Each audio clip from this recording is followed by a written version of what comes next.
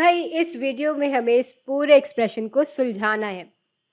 Expression में are की ताकत 2/3 को ज़रब दे रहे हैं हम एस की ताकत 3 से, और इस पूरी चीज़ की ताकत 2 है, और फिर इसको ज़रब दिया जा रहा है 20 आर की ताकत 4 ज़रब एस की ताकत 5 के स्क्वायर रूट से। दिखने में ये इतना डरावना है और शायद इसी वजह से हम इसको सुलझाना भी चाहते हैं। चलें फिर काम शुरू करते हैं। भाई ये ताकत इन दोनों टर्म्स पे होगी, तो इस पूरी चीज़ को हम आर की ताकत 2/3 और इस पूरी चीज़ की ताकत 2 ज़रब एस की ताकत 3 और इस पूरी चीज़ की ताकत 2 की सूरत में भी लिख सकते हैं। अच्छा, यहाँ रेडिकल को हटाते हैं। इसका मतलब असल में ये है कि इस पूरी चीज़ की ताकत 1/2 है।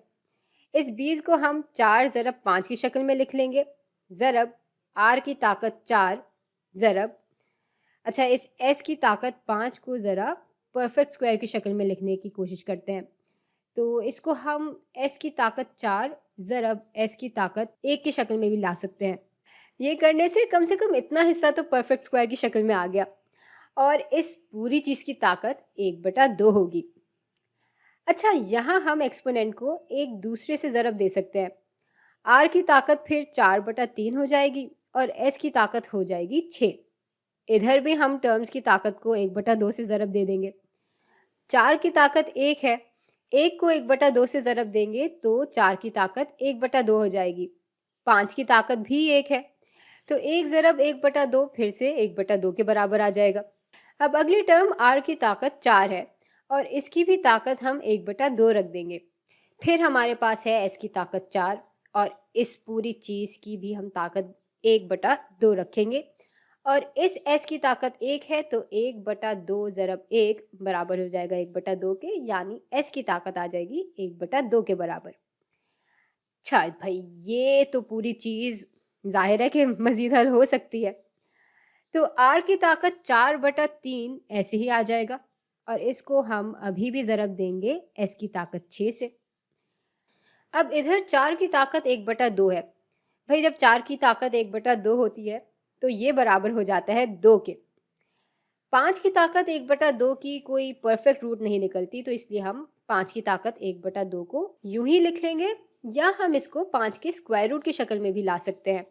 अब यहाँ r की ताकत 4 को जब हम ज़रब दे रहे होंगे 1/2 से, तो हल होकर हमारे पास r की ताकत 2 के बराबर आ जाएगी। बिल्कुल इसी तरह s की ताकत 4 को जब हम 1/2 से ज़रब देंगे तो हमारे पास s स्क्वायर आ जाएगा, और साथ ही इस s की ताकत 1/2 को हम फिर s के स्क्वायर रूट की शक्ल में लिख लेंगे।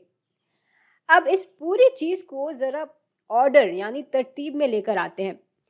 ऐसा करते हैं कि 2 को पहले लिख लेते हैं। अच्छा, इन दोनों टर्म्स की बेस s है, तो इनकी ताकतों को हम आपस में जमा कर सकते हैं। s की ताकत हो जाएगी फिर 6 × 2 यानी 8। इन दोनों टर्म्स की बेस भी एक जैसी है, तो इनकी ताकतों को भी हम आपस में जमा कर सकते हैं।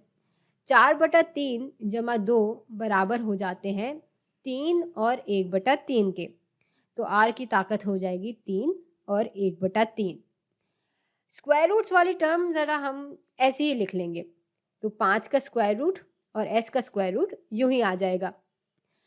अच्छा, अब हम चाहें तो इन दोनों s की टर्म्स की ताकतों को भी जमा कर सकते हैं।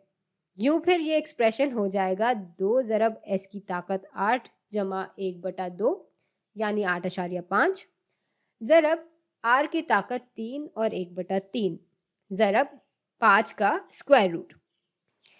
अब भाई अगर हम चाहें तो एक्सपोनेंट से ये मिक्स्ड फ्रैक्शन और डेसिमल हटा भी सकते हैं।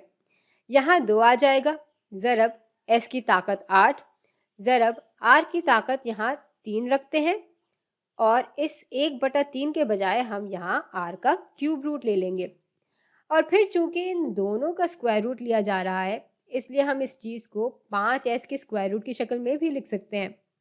तो ये है मुख्तलिफ तरीके एक ही एक्सप्रेशन को सुलझा कर लिखने के। तो आप इसको मज़ीद गौर से देखें और मैं आपसे मिलती हूँ अगली वीडियो में।